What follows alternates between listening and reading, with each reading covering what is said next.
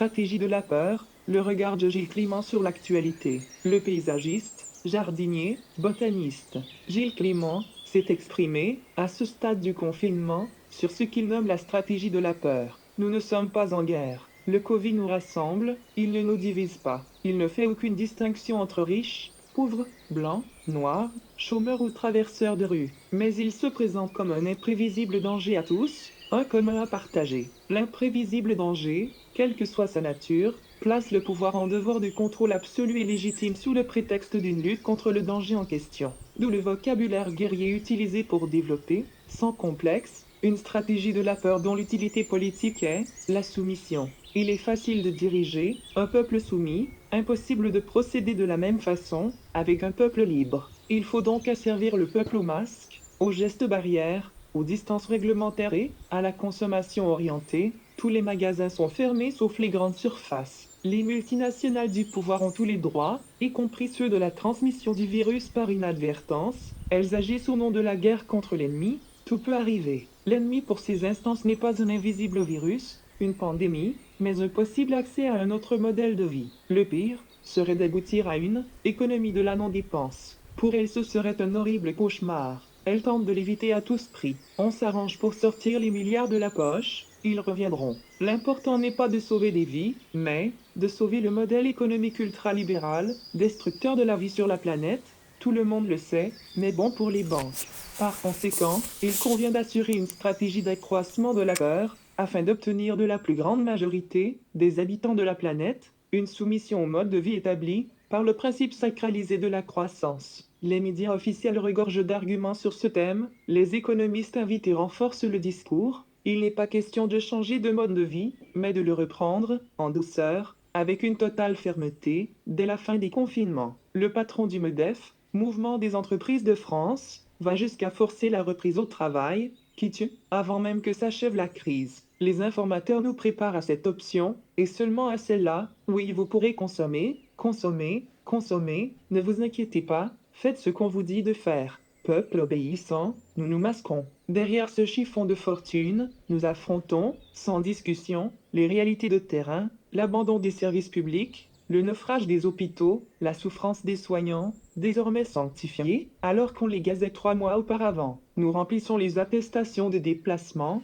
dérogatoires, en toute humilité, pour acheter du pain ou de la farine, pour fabriquer le pain chez soi, car il faut se confiner, nous faisons ce qu'on nous dit de faire. Sans doute faut-il passer par cette case, pour supporter le pic et entrevoir le futur, en se libérant de la pandémie. Le confinement rassure ou exaspère, c'est selon, mais il joue un rôle très singulier dans la vie des humains consommateurs que nous sommes, en nous obligeant à concevoir une autonomie biologique de base, comment faire la cuisine, par exemple. Nous redécouvrons les gestes de la gestion domestique ancestrale et quasi paysanne. Ceux qui ont un jardin ont de la chance. Pour eux, le confinement vacanciel devient une occasion inespérée de transformer l'espace ornemental en urgence vivrière. L'un n'empêche pas l'autre, un potager est aussi un paysage. Quelle que soit la situation, nous nous trouvons tous, nous, passagers de la Terre, en devoir d'inventer un nouveau mode de vie, celui de la non-dépendance, à un service vital, qui prend le risque de tomber en panne à la moindre palpitation d'un virus. Pour cette raison, la multiplicité culturelle et culturelle, la diversité variétale des espèces adaptées aux différents sols et aux différents climats du monde, la capacité pour chaque micro-région de se rendre autonome, d'un point de vue de la production et de la distribution alimentaire, la diversité des structures artisanales capables d'en faire. Toutes ces perspectives se présentent à nous comme des possibilités tangibles d'affronter le futur. Cela suppose l'abandon d'une vision mondialisée des échanges, où la compétitivité, un mot qui se bégaye à l'infini, demeure le véritable outil de guerre, car la guerre est bien là, et non uniquement dans un affrontement aux vivants mal connu, sous une forme de virus. De cette compétitivité absurde et dangereuse, naît le marché international effréné, faisant circuler le soja ou l'huile de palme, d'un bout à l'autre de la planète, pour des raisons douteuses et non indispensables, mais qui rapportent. A-t-on jamais calculé le coût écologique d'une fraise venue d'Espagne, d'une rose venue de Colombie, d'un outil, d'un laser ou d'un bout de tissu venu de Chine, et de tous les produits qu'il est possible de produire,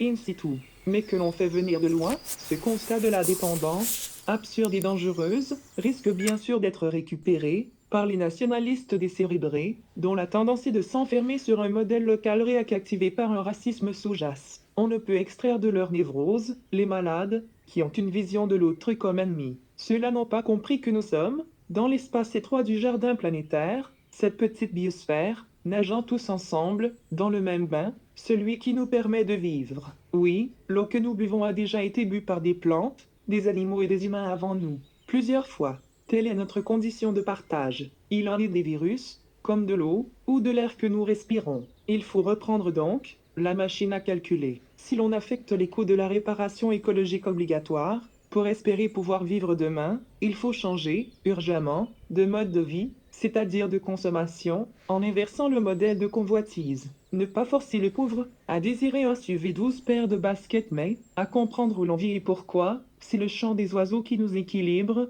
pas celui des pots d'échappement le long des trottoirs à jogging forcé. Est-ce envisageable? Rien n'est moins sûr. Mais la prise de conscience, venue du Covid-19, laisse penser aux habitants du monde entier qu'ils doivent envisager sérieusement cet autre mode de vie. Les puissants de ce monde s'opposeront, avec violence, à cette tendance. Ils en ont déjà fait la démonstration à très petite échelle, une armée de CRS face aux zadistes de Notre-Dame-des-Landes, dont l'immense péché ne venait pas d'users de terre scatés, mais d'inventer un art de vivre, qui utilise la diversité sans la détruire, dans une économie assumée de la non-dépense, et qui pourrait servir de modèle. Il fallait à tout prix éteindre ce feu, mais le feu n'est pas éteint, il couve. Il peut embraser les continents du futur, non pour les achever, dans la détresse des cendres, mais pour les sauver de la destruction par le marché et la plonger dans la dynamique de recréation, réapprendre à vivre. Faudra-t-il un jour remercier les micro-organismes de nous avoir ouvert les yeux? Gilles Clément, 13 avril 2020.